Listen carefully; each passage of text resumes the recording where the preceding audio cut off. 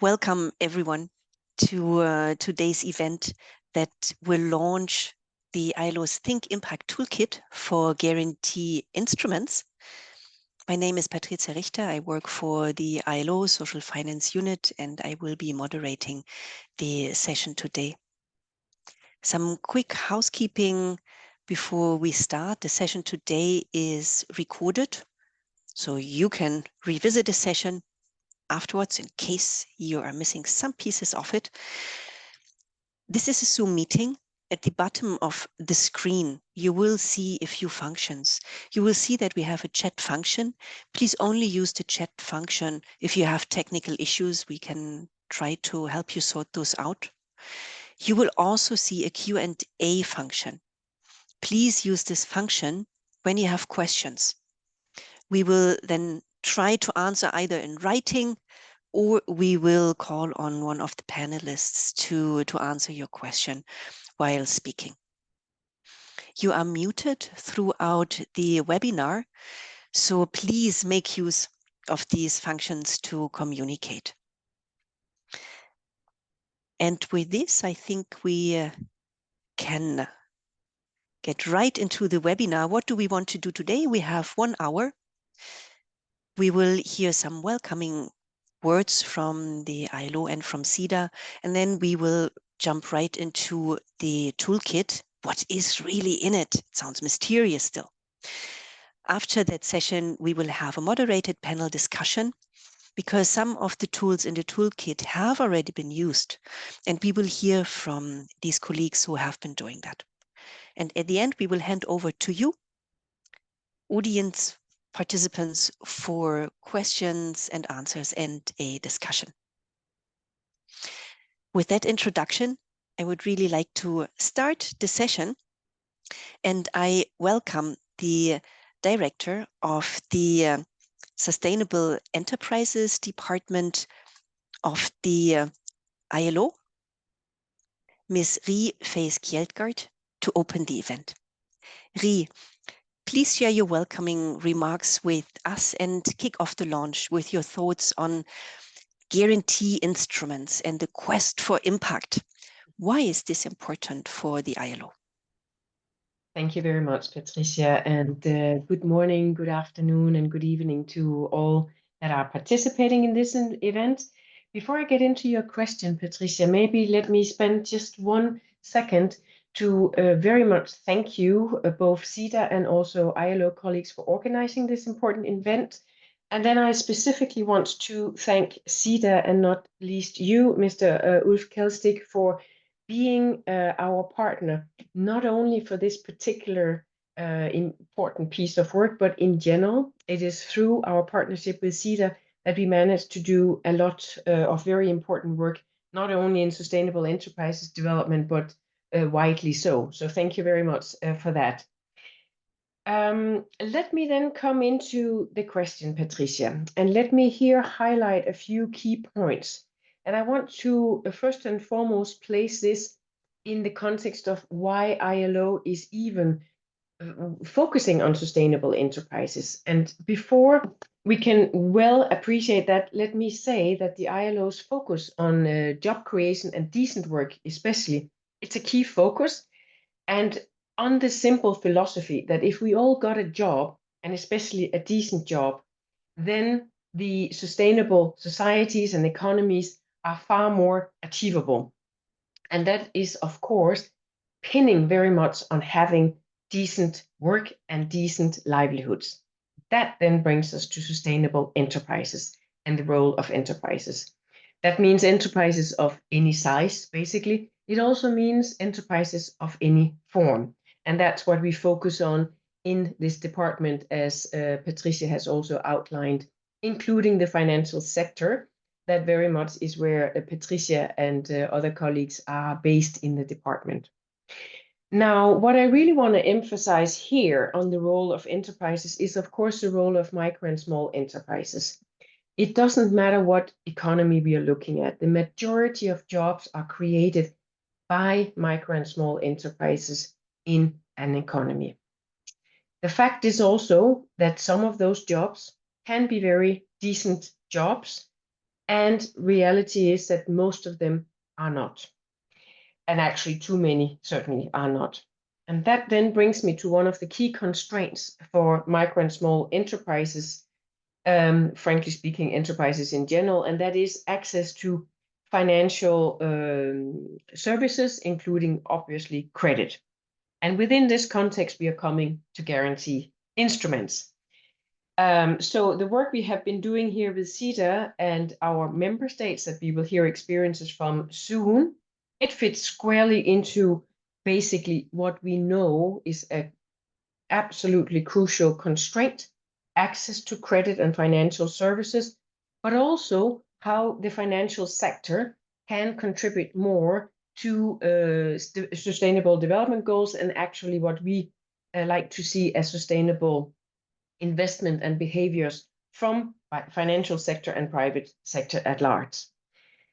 So it's in all of this work that we are coming to the point that you are highlighting with your question, Patricia, why we are also looking at impact.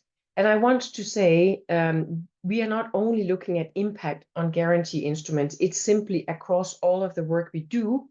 Impact is fundamentally important. The questions we have to ask ourselves always, how does it work and how well does it work, what we are doing? So that's the link to the impact, and we have very good experience with this particular package, and it's also why I'm so happy that now the tool can be accessible widely.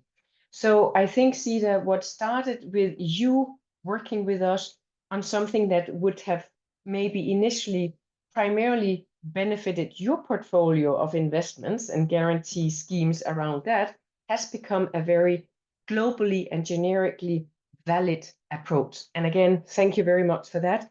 We are very much in need for these type of strategic partnerships and results that we have created together with you. So let me close here simply again, thanking all of you for participating, but also for you, Sida, to work with us so strategically and loyally through a long period of time, because that's what it takes to create results and not least impact. So with that, thank you again. Over to you, Patricia. Thank you, Ri.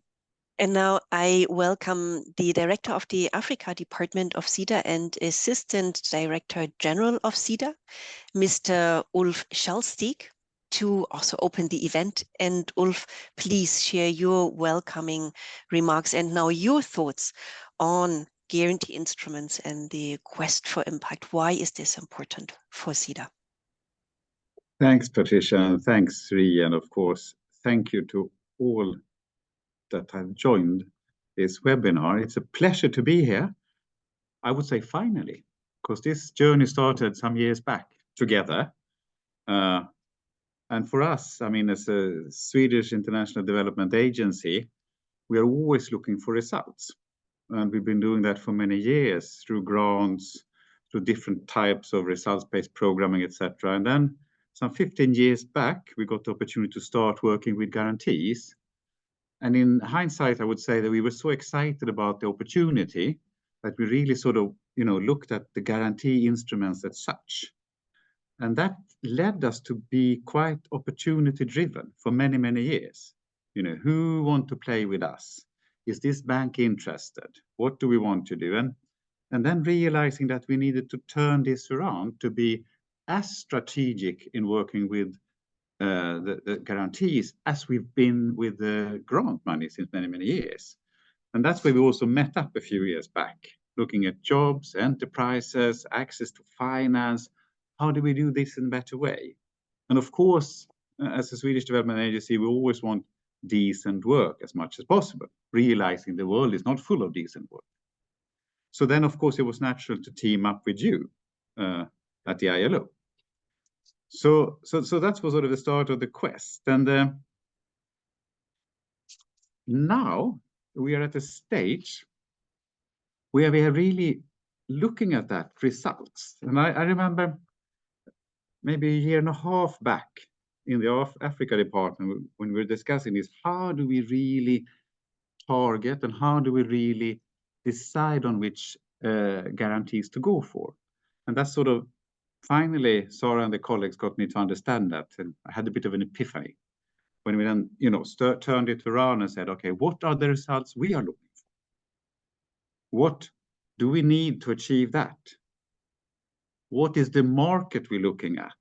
Which are the gaps in that market? And how may we, together with partners, be able to sort of mitigate those gaps in a bit? And that's when it sort of became the same thinking as we've been having in the grant portfolio for years. So I'm really happy that we're here today.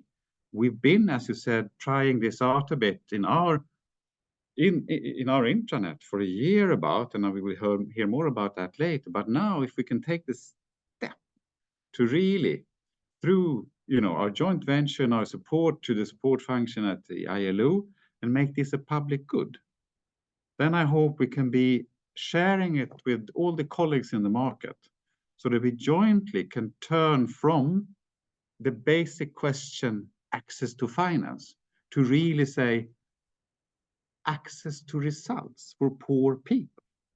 And how does finance play a part in that? And which part of that financing can actually be through stimulating the market through guarantee, rather than handing out grant money? Because with the limited access to money to make development for the poorer part of the world possible, we need to make the most of every dollar or krona we have, or euro. And then, to me, guarantees are that instrument that can make the change. And if I may end with, turning back to Sweden, we've had a development budget that we tied to the GNI of the country for many, many years.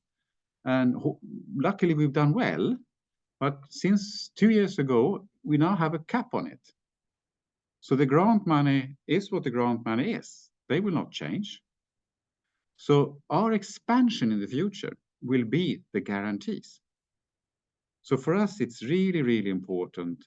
And I suspect more and more will come to that. I mean, grant money has not increased over the years lately. So now it's time to take that sort of nudge with the market and work closer with the existing partners in that market and make it possible also for the poor people. So thanks a lot for this. And I'm really looking forward to the future together. Thank you, Ulf.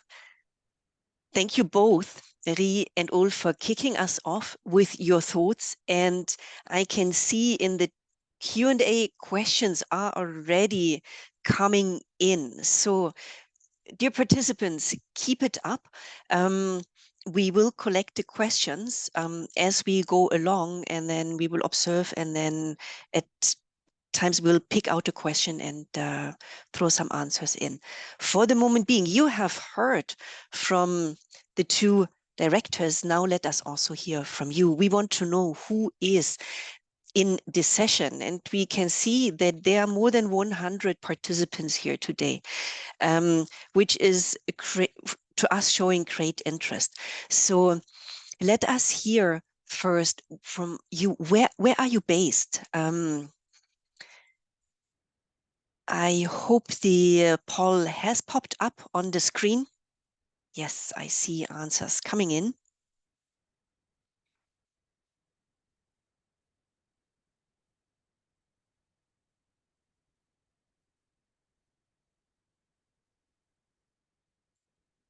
Super.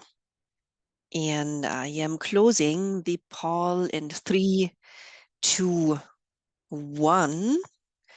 And we have the results here. So we have representation from all continents. This is very nice. Sida and ILO both headquartered in Europe. So I think we see some effect here, why half of the participants are from Europe, but also Central Asia, Africa, Asia Pacific, Arab states, America. So thank you for the very early risers in the Americas, and thank you to those people in Asia and Pacific. Some of you may already start approaching the next day. Thank you for joining us here. Now let us move to the next question.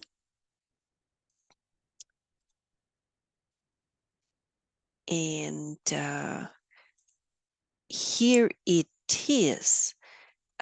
What is your organization's experience with guarantee instruments?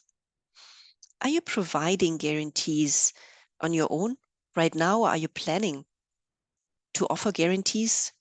Then please click the first answer. Are you receiving guarantees or planning on receiving guarantees and getting ready? Are you providing advisory services that facilitate the implementation of guarantees or another stakeholder group? And I will close again in 3, 2, 1 seconds.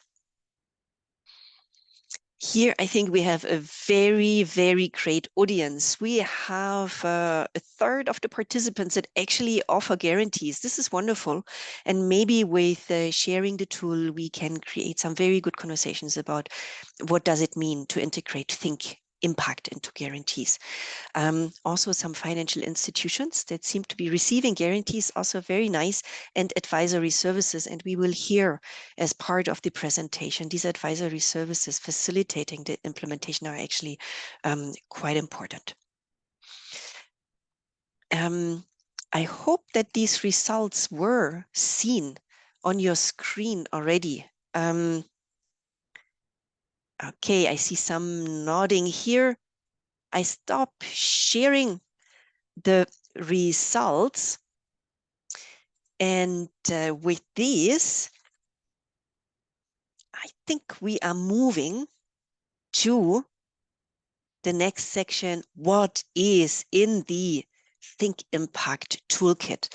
For this part of the session, I also welcome my colleague Fernando Libano, who is also working for the ILO in the social finance unit, who has been instrumental in co-developing these tools and the toolkit together with Sida.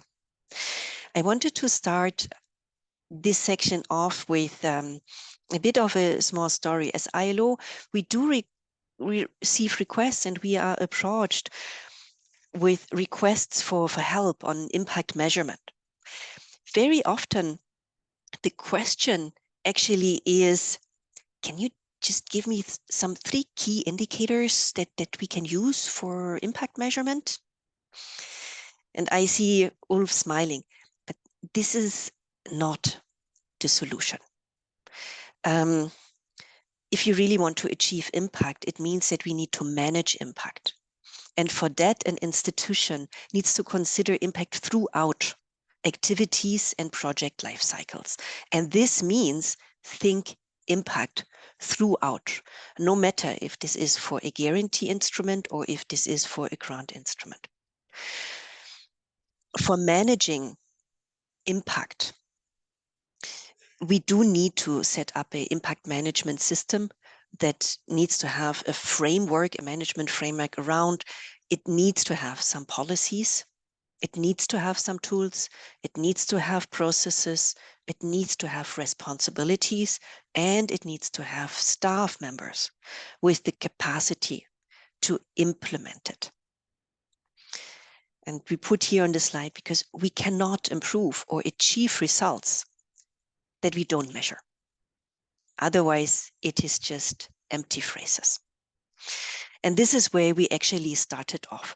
We looked at what can such a framework be together with Sida, and we used a framework, the operating principles for impact management, that suggest to really look at a process across either it is an investment process or a guarantee process that starts with strategic thinking. You need to have some strategic intent.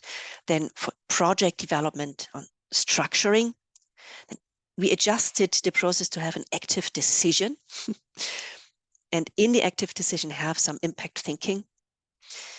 We continued developing tools for portfolio management and for exit, and importantly, bringing in tools for independent verification of results and impacts achieved. And we saw a question in the Q&A session, how do you define impact? Well, very shortly, we would say impact is the change that we observe at the final beneficiary level. So this is where really the final impact is. And this is what is underlying the system here. So what really is in the toolkit, because I just spoke about systems here, there are different tools. And tools in our work also with Sida that were developed include, for example, terms of references for specific analyses or studies that are relevant to inform the design of the guarantee instrument. And those terms of references for studies, well, maybe a guarantor can use them on their own, but maybe it's also terms of references that a guarantor can use to hire consultants to conduct these studies. Other tools are questionnaires for assessing specific financial institutions, whether they are aligned in their impact thinking, whether they have the potential to actually achieve impact results. Another tool is a catalog of impact indicators. And this links back to my initial story. Yes, there might be 3 indicators in there, but there's more around. And lastly, another tool is also a theory of change, because indicators that are not linked to a logic also don't make too much sense. Who is this toolkit for? Everybody who is here today. Because you have an interest in it. But we could also say the toolkit is for organizations that provide guarantees to financial institutions and that do want to obtain development impact. Some organizations might also have internal capacity to use some of the tools themselves. Others might need these tools to get support from consultants. That's also out there as an option. And the last point that I want to mention here, the toolkit and the tools contained therein, they really support impact management of guarantees. But this is not in an empty room. So these tools can be integrated in existing processes that your organizations might already have. So there might be M&E framework. You can just integrate the tools of the toolkit into that. And with that, I think I stop in the theory. And we want to show you also how the toolkit currently looks like. As of today, it is online.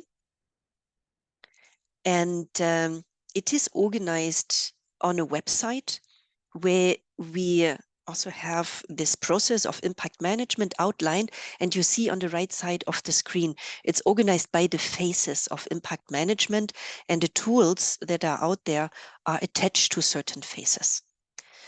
And Fernando, perhaps you could guide us to the website.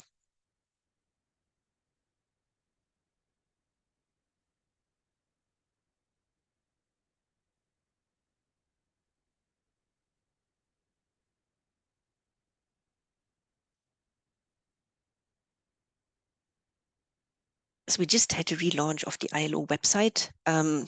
We hope everything is stable by now. So this is where you can find the whole toolkit. It's just a brief introductory text. Then we explain to you what these phases of impact management actually are. You can always contact us. That's why our email address is there if you have questions, observations, feedback. And then we go into the phases with the tools that belong there. For example, under strategic intent, there is one tool for analyzing the financial sector and the contributions to specific development objectives. It's some TORs. And on the website, you find a link to an example of how these TOR have been used in the past. And then in the square below is the download link. So you can just click it and then it pops up and then it looks like what you see on the screen now.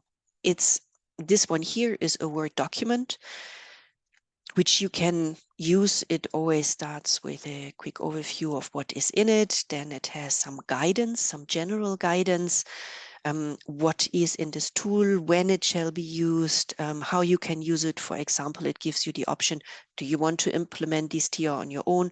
Do you want to hire a consultant? Gives you guidance on what starting points you need to have in place. And lastly, it also guides you to the part of the tool that you can edit. And this is what is on the screen now. So the actual terms of reference, you can just take as they are. It's a Word document and edit for the needs of your organization. So it's highlighted whatever is in green. You can just fill in by, for example, here, the country that you need an analysis of the financial system to be done. So this is how all the tools work. Most of them are in Word. There's also one tool in Excel that is maybe a little bit more complex, but they all work exactly in the same logic. We are still trying to get a zip file uploaded where on one click you can download all the tools together. Please bear with us. Our IT people are still helping us with this. And I think at this point in time, I want to hand over to Fernando to provide you with some more insights into some of these tools. Fernando, over to you. Thank you, Patricia, and greetings to all participants. As Patricia said, I will now walk you through the tools we currently have in the toolkit. Given our time limitation today, we'll only just do a bit more of a teaser than a full presentation of the tools, but we'll hope that we'll give you a general idea of what they cover. Later, you can explore the website and download the tools as you have just seen. So as explained, we followed the guarantee process as described in our flowchart picture there. And we start with the strategic intent phase. So this first two, they're terms of reference for an analysis of the financial sector and its potential to contribute to development goals in a country or region. The goal is to identify how guarantees to financial institutions can address gaps in access to finance for a target group. So this step comes before you actually start structuring a specific guarantee. It identifies where guarantees can be more impactful. It's an analysis that takes a system approach, looking at demand, that is the current use and demand for financial and related non-financial services by a target group, barriers faced. On the supply side, organizations currently working or interested in working with a target group, barriers for further engagement, suitability of product offering, as well as supporting infrastructure and regulation driving access to finance for a particular group. So this allows for an understanding of the issues around access to finance, including mapping of gaps that can be addressed through guarantees or not. It might also point to other financial and non-financial services needed by a target group in addition or instead of credit, such as savings or insurance, which might also be more suitable for specific needs of that group. You see here the reference to target group, and the guidance in the tool describes how it is important that the analysis is conducted with defined target groups or sectors, as the situation can vary substantially across segments in a country. So with Sida, we conducted such study in Uganda and also in Bosnia and Herzegovina, and we have here a link to the publication of the study in Bosnia and Herzegovina. You can also find it in the tool website. Second set of tools work at the second stage of the project, of the process. That's project development and structuring. And here we get more to the actual structuring of a guarantee to a financial institution. This includes two questionnaires. So the first one is what we call screening. It's a lighter questionnaire which can be used when a guarantor has several potential financial institutions to work with, and it needs to shortlist them from an impact perspective. It covers basic features of the financial institutions, such as geographical coverage, expectations for use of the guarantee. The second questionnaire, mentioned on the right-hand side here, detailed assessment, is to be used at the more advanced stages of structuring, such as during due diligence, and it goes more into details of financial institutions' capacities, products, and policies. in addition to a document request list. Again, here it's important to say that the toolkit needs to be used in coordination with other processes that organizations currently undertake, such as due diligence. On this slide, you can see just what the questionnaires look like. They include, on the right side, a guidance column for each question to guide the person using the questionnaire. And here you can see how they end with a summary section for the user. So on the first questionnaire, the screening stage, it identifies pros and cons of each partner with a recommendation to proceed or not, or areas to be further assessed. And on the second questionnaire, it includes measures to be included eventually in a guarantee agreement and needs for technical assistance already identified, as these are important components also to generate impact. Moving on in our guarantee process, we have a tool which is Excel-based, unlike the others, which are in Word, which is the Theory of Change and Indicators tool, focused on inclusive economic development. In the first part, the Theory of Change, it describes how the guarantees to financial institutions can lead to inclusive economic development. It is to be adapted for the specific guarantee being considered. This Theory of Change is then the basis for selecting relevant indicators to be tracked from an impact perspective. This is going back to what Patricia said in the beginning, how frequently we receive requests on indicators. This is a catalog of indicators which you can filter according to the situation, and where you can also determine how the data will be obtained, based, of course, also on discussions with the financial institutions, either through self-reporting by the financial institution or through additional sources or studies. And the metrics included there come from Milo's work on measuring employment impact in financing instruments, as well as industry standards such as IRIS Plus from the Global Impact Investing Network. The tool also contains a guidance on interpreting indicators, and the indicators are divided in 6 groups, as you see on the slide, again, related to the inclusive economic development theme, covering different stages of the theory of change. Here you can see just a screenshot of what the tool looks like. As I said, it's an Excel. You can see part of the catalog showing the indicators themselves, some fields to help you categorize and filter them. It's a bit of a heavier tool because of this catalog part, but we believe there is a clear instruction and guidance to help you navigate it. The final set of tools we have, there are 2 tools, 2 TORs for baseline and endline studies, so 2 terms of reference. The idea is that they're used to assess the results obtained with the guarantees, but drawn in on a larger data set than what's typically reported by financial institutions through self-reporting. They guide the work of data gathering analysis, identify challenges in utilization of guarantees in reaching a target group, and establishing changes that occur at different levels.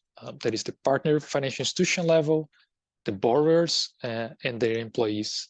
And that builds on the theory of change developed with the previous tool. Again, depending on the organization, an M&E framework is already in place, and this TOR might not be standalone studies, but their scope will be integrated into existing procedures. With that, I end this overview of the toolkit and hand over to Patricia to describe what's next for the toolkit and then take us to the panel discussion. Thank you. Thank you, Fernando, for this high-speed train ride through the toolkit. We are very much aware that this could only be a glimpse, but the tools are online now. So after the session, feel free to click your way through, download, and go through in detail. So what is next? We will be developing a few more tools, and we will post them in the toolkit webpage as they become available, so stay tuned. Also, what is next? Once you have an overview of these tools, we're very happy to support organizations interested in working with the tools. So similar to how we worked with Sida, that was just a bit more heavy because it was the co-development of the tools. Please reach out to us. Also, please provide feedback because feedback can only help improve tools. And since this is the launch, we know there's definitely room for improvement. There will be a survey after the webinar, so please feel free also to already share observations there. If you want to stay updated with the Think Impact Toolkit. You can also follow us on LinkedIn and sign up to the newsletter. You will get this presentation after the session, so you can peruse this.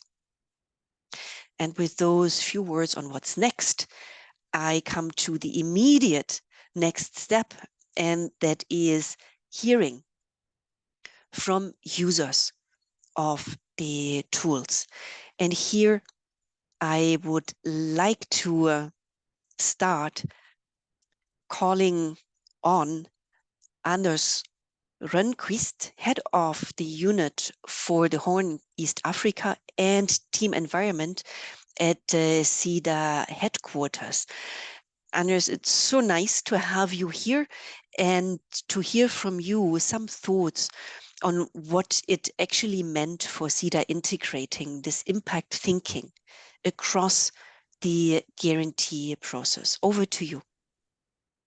Thank you very much, Patricia. Thank you, everyone, for being here today, and for ILO for doing this together with us and inviting so widely. So we are quite a lot of practitioners here today, I hope. So I'm just going to try to say some words and maybe a few steps on how we have looked upon this tool and why we decided to take these steps to develop this toolkit together with ILO. So for us at Sida, it's basically all about contributing to sustainable development results for people living in poverty. And as such, as this is our main objective, we saw the need for integrating impact thinking throughout the different stages of our guarantee processes. From analysis of the financial system or systems to the selection of partners, and also for a certain objective. To develop theories of change and results frameworks, and to monitor, of course, and follow up, and finally evaluate results. And some time ago, there was some criticism from our Swedish National Audit Office regarding the lack of follow-up of development results of our guarantee instruments, and also having difficulties for our colleagues to report effectively on poverty reduction with our guarantee instruments. Program officers, both here at HQ and also in our embassies, experience difficulties in appraising and follow up on guarantees, since guarantee agreements are slightly different and usually signed with banks and microfinance institutions or funds. So given now that we have expanded our guarantee framework and our frame for guarantees, we are also increasing our focus on mobilization of capital and private capital, institutional capital, as part of the financing for development agenda. As in all development work, we have to continuously develop new methods and working methods to develop our instruments. So this is and this has to be done, of course, within our management system and our own regulations. So we're in that process now. Initially, ILO looked at about, I think it was 10 Sida guarantees in Europe, in Latin America, and I think for us in the Africa department, we had 6 countries included. There were 2 in-depth studies of guarantees in Guatemala and in Bosnia-Herzegovina. And a number of interviews were carried out with our program managers at HQs, and also colleagues in the field at our embassies. So all this resulted in a report with clear recommendations for a refined process or refined processes, as well as development of tools to make it easier for our program officers and our financial partners to design and implement partnerships that eventually will lead to sustainable and measurable development results. Now, this in turn started a process of developing and testing and refining these tools at country level, which we have started to do now. And we are involving colleagues here in Richter, Stockholm, and in our embassies. So we are in that process right now. And quite recently we had a meeting with our colleagues in Uganda, where this is being now integrated, and in some other places. So our vision looking a bit ahead is, or it always was actually, to make it easier for our program officers to prepare and follow up on guarantees. And at the same time to be able to identify sustainable development indicators and suitable development indicators that provides us and them with a better understanding of this instrument. And this is also not only with our own staff and officers, but also with our partners. And we see it as very important of having clear communication with our guarantee partners, especially potential ones, regarding our expectations and on potential impact, so that we can use this instrument to share, to have a shared vision and picture of what we want to achieve. So for us now, the next step will be to integrate this tool into our guarantee process and to establish a Sida support function at the ILO. So we really hope and we believe that we will use these tools to reap benefits in this process to actually get better results and more sustainable results in the end. And thus we will address the criticism that also was that came from our National Audit Office. We hope that our program officers can be provided with on-the-job training and use their concrete processes that they're working on with the support of ILO, and also to do this in collaboration with the financial institutions that we are working with, and that it will be easier and more fit for purpose, and ultimately, of course, that it will lead to greater impact. But as I'm sure you realize that this is kind of a change in behavior, it will take time. We will have to, come back and perfection and practice and do this, as part of our regular work. And it requires a lot of internal communication. But I think Sarah sitting here next to me now, we can see that step by step we are seeing an increase in support from our colleagues, and also the interest that they actually see that this is the clear benefits from using this toolbox. So I think with the help and support from you at the ILO and with our program officers, we can really do good things here. So I wanted to thank you for this opportunity and also for our great collaboration. Thank you very much. Thank you so much, Anders. That was a very nice, all-encompassing looking at what does it really need. And I do want to also add a sentence. Sarah has been from the Sida side coordinating and holding this together.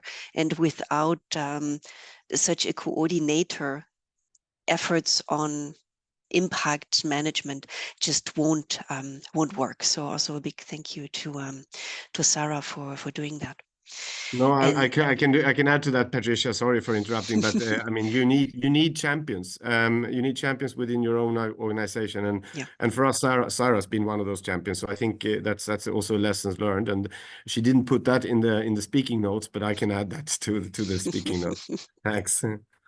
She also didn't know that we would put it in our quick speaking notes. So thank you, Sarah. Next, I want to call on Gustav Lindskog, First Secretary, Humanitarian Affairs and Nexus Resilience, Sida, the Swedish Embassy in Uganda. And Gustav, the Embassy of Sweden in Uganda actually tested a tool of the toolkit at the very beginning of the guarantee process, analyzing the financial sector in the country and its potential to contribute to Sweden's development objectives. Could you please share with us the motivation that you had for doing that, for testing the tool, and what you learned from it?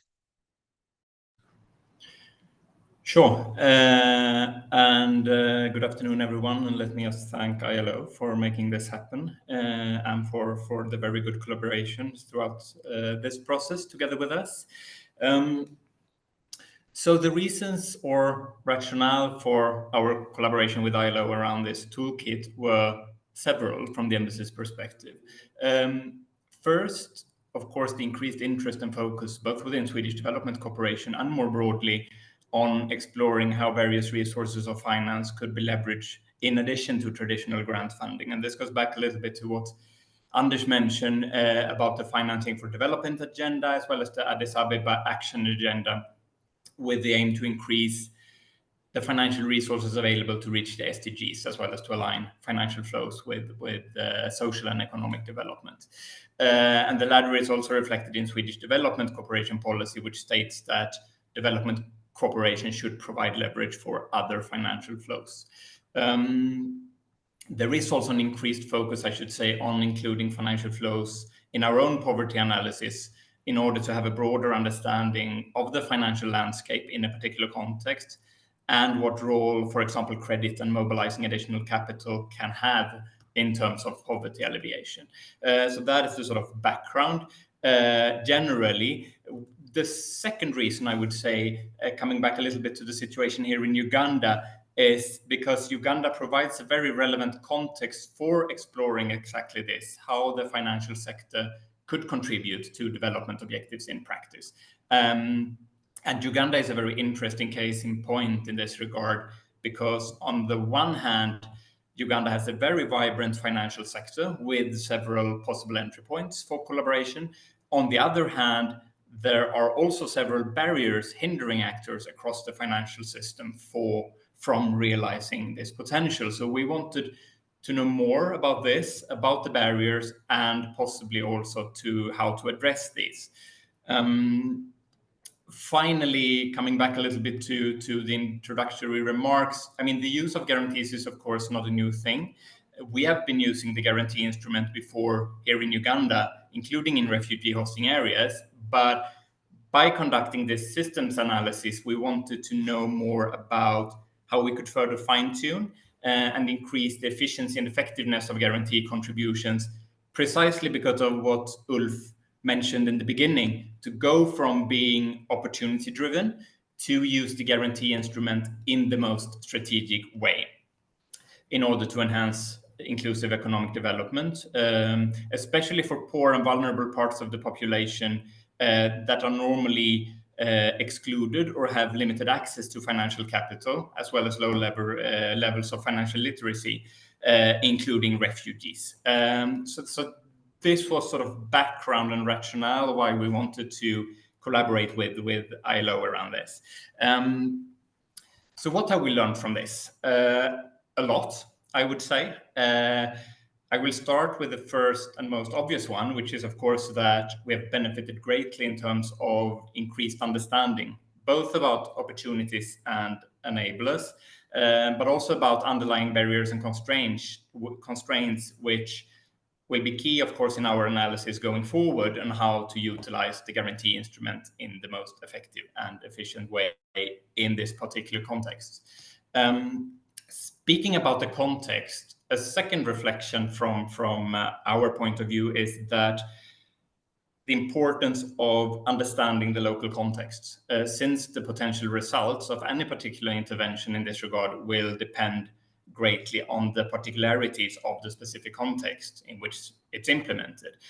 So, I mean, in this case, the systems analysis has contributed greatly to our understanding about opportunities, challenges, and risks, particularly in refugee hosting areas, which presents, I would say, some unique challenges to these kind of finding solutions and mechanisms.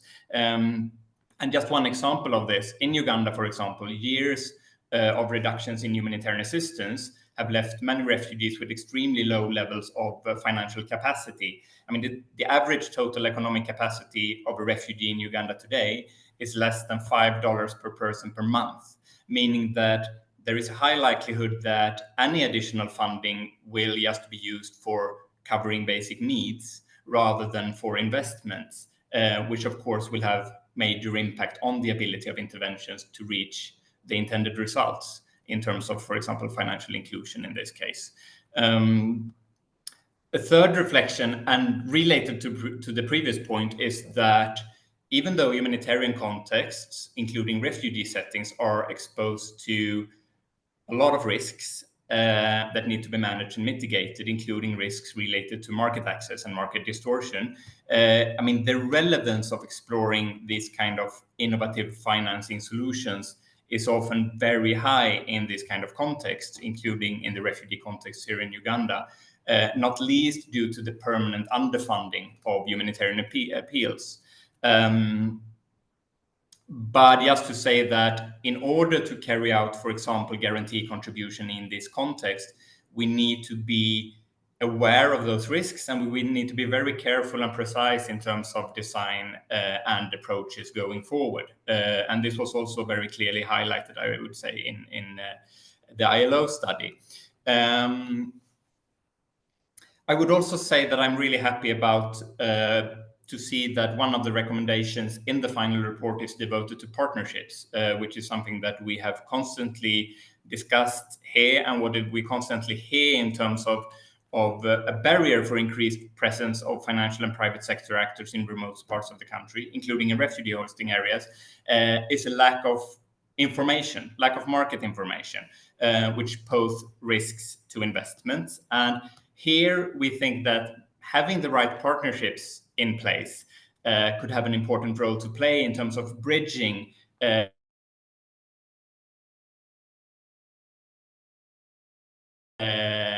this and mitigating the information. So very happy to see that this is also one of the recommendations from ILO, and I'm happy to continue this discussion with you further going forward. Then just finally, I would say in general, I mean, even though the final product is, of course, a very valuable addition for our analysis going forward in this area, I think we should not forget about the important learnings and value of the process itself together with ILO, which extends beyond, I mean, the final report and the final product. And just to give an example of this, and coming back to what I said about partnerships, as part of this process, we have, for example, been able to create space for key stakeholders to come together, which not only provided valuable input for the study itself, but also fostered interaction and collaboration among participants, which will then have the potential of laying building blocks for future partnerships going forward. So with that, I will hand over to Patricia. And again, thank you very much to ILO for making this happen, and happy to continue our collaboration in this regard and to see what we can do here in Uganda based on this important study that we have been able to conduct. Thank you, Gustav. For me, listening to you again is also insightful, and perhaps also, I think, actually, a consultant who supported this study is also in the webinar. So it was really a interaction. It was Sida, it was us, it was local consultants, and through these interactions, we're also trying then to build local capacity to continue implementing. And last but definitely not least, I'm very, very happy to call on Osman Kajmovic, the head of business development, ProCredit Bank, Bosnia and Herzegovina.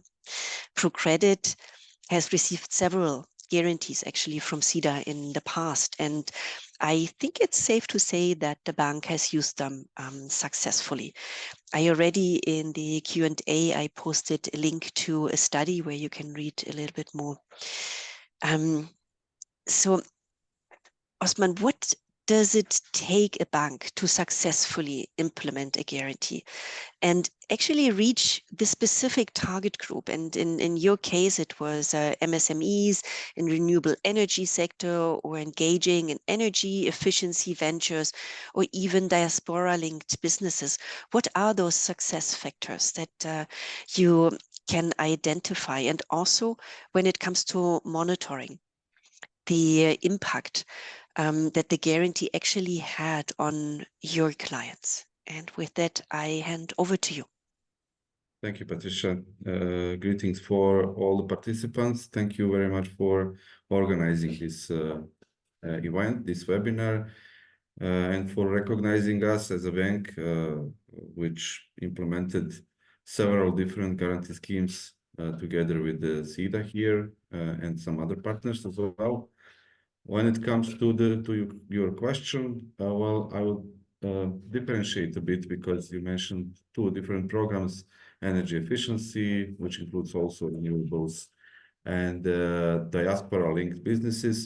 Well, first of all, when it comes to energy efficiency and the implementation of that program, I would just maybe remind or to educate some of participants about our bank and about our group and what are the strategic goals of the group. Probably it will be more clear at the end regarding the implementation of the line.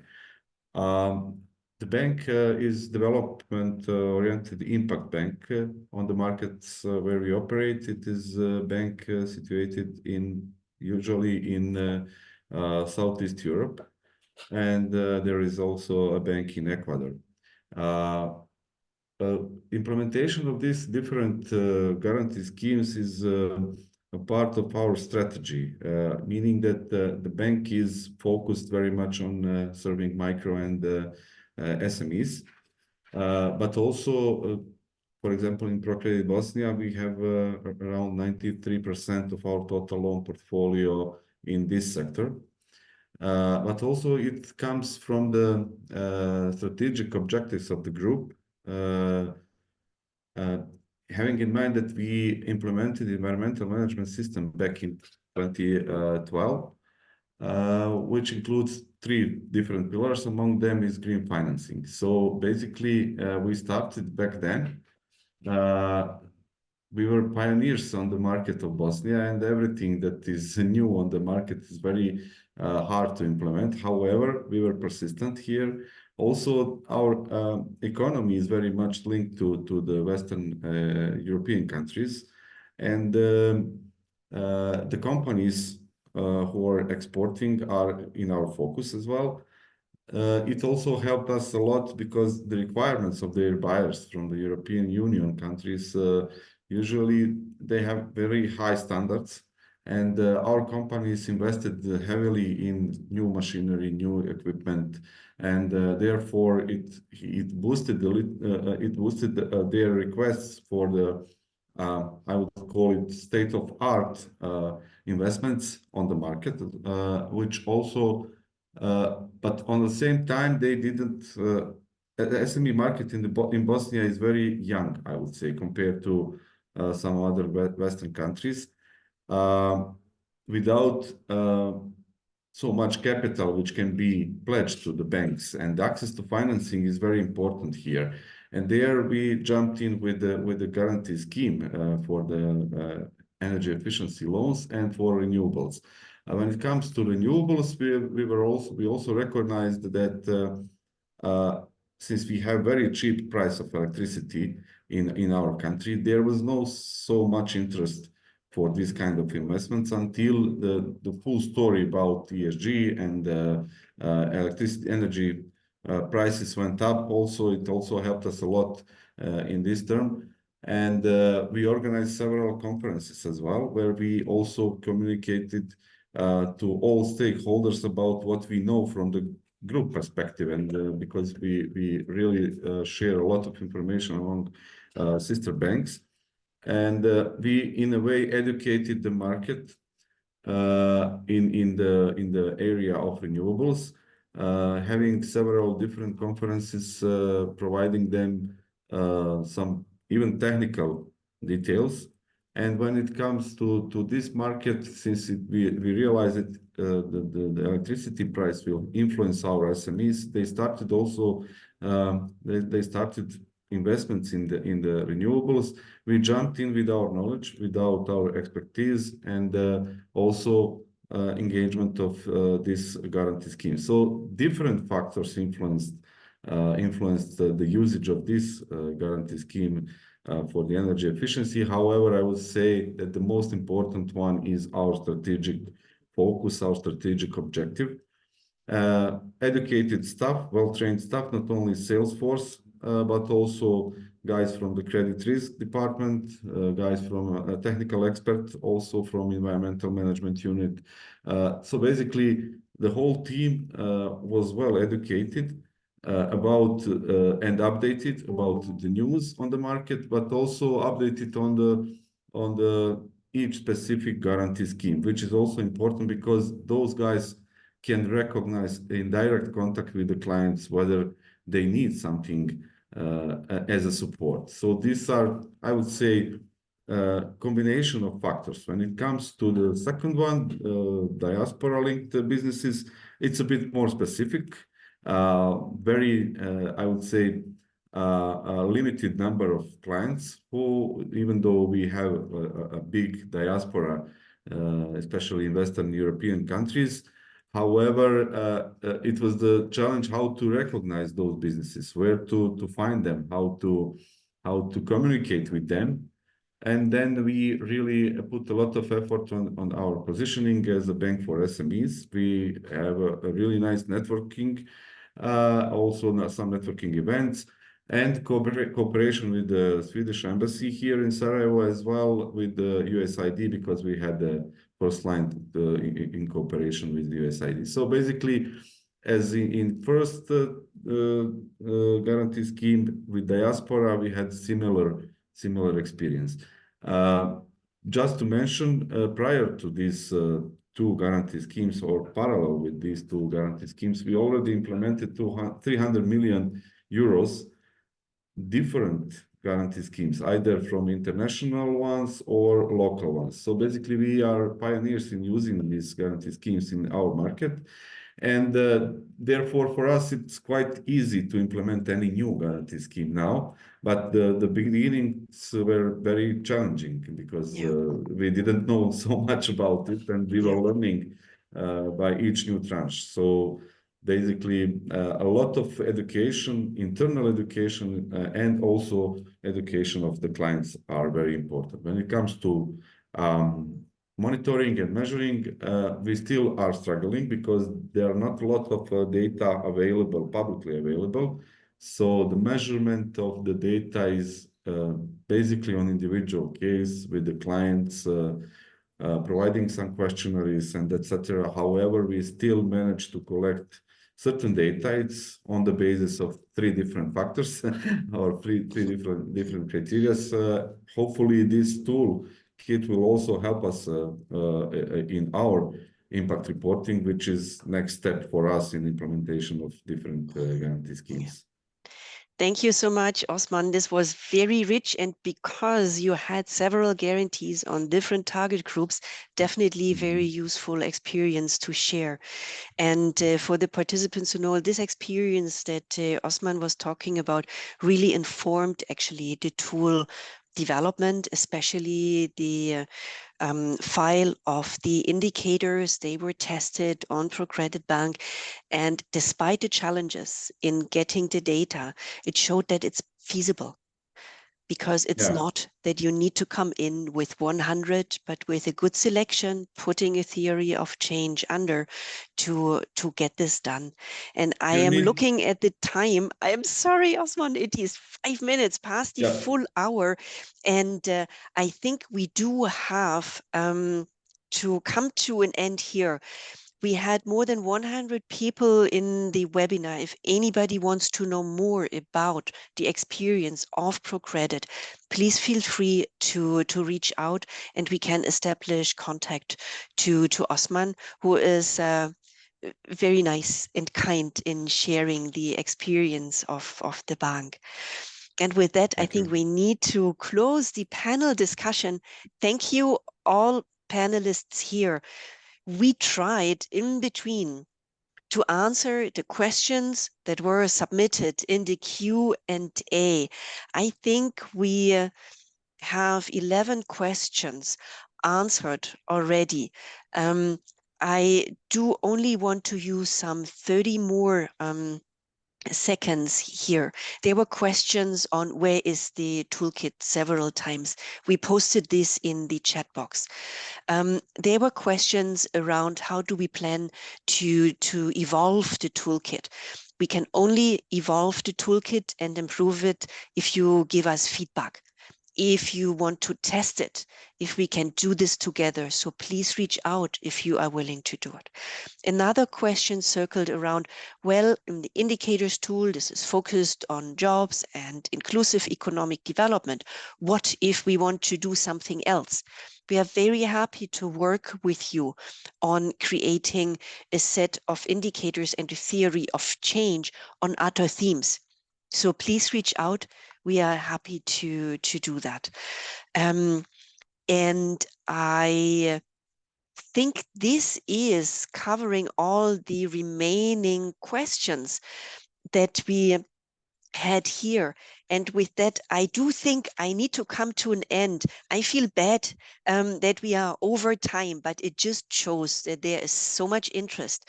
And we have lost a couple of participants, but we still have 3/4. So, and this is after the hour. So this is great.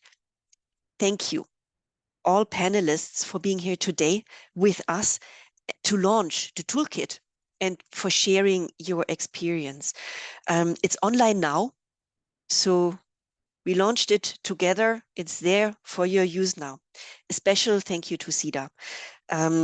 Ri already started off, but I do want to add this here. This was a process over 3 years, intense and involving a lot of the Sida colleagues across different geographies. So the toolkit that was launched has been tested broadly and has a lot of brain from a lot of people hardly working for Sida in HQ and in the field.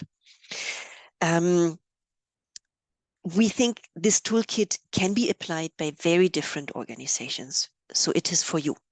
Please do so. I also want to thank the participants for your interest. The questions that we received and tried to answer show that there is interest. Please reach out. Please reach out to us. Stay tuned for updates. Stay tuned for new tools. We're happy to work with you, maybe in a similar manner that we did with Sida, maybe lower touch.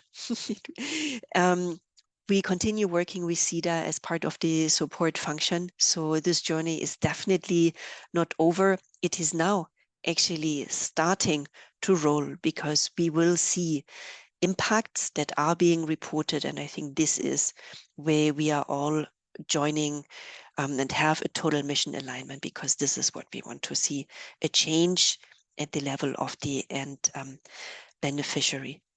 You will, when you get out of the webinar, a feedback survey will be launched. Thank you for giving us feedback. And with that, I thank you again and wish you a good rest of the day.